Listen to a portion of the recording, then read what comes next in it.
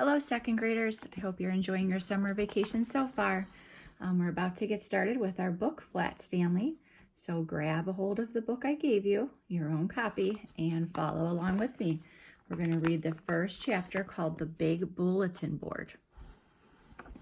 Breakfast was ready.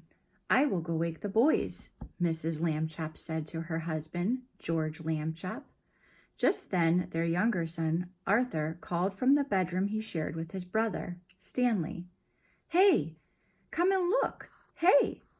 Mr. and Mrs. Lambchop were both very much in favor of politeness and careful speech. Hay is for horses, Arthur, not people, Mr. Lambchop said as they entered the bedroom. Try to remember that. Excuse me, Arthur said, but look! He pointed to Stanley's bed.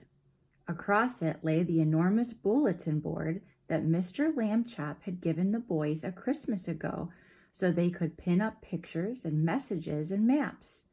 It had fallen during the night on top of Stanley. But Stanley was not hurt. In fact, he would still have been sleeping if he had not been woken by his brother's shout. What's going on here? He called out cheerfully from beneath the enormous board. Mr. and Mrs. Lambchop hurried to lift it from the bed. Heavens, said Mrs. Lambchop. Gosh, said Arthur, Stanley's flat. As a pancake, said Mr. Lambchop. Darndest thing I've ever seen. Let's all have breakfast, Mrs. Lambchop said. Then Stanley and I will go see Dr. Dan and hear what he has to say. In his office, Dr. Dan examined Stanley all over.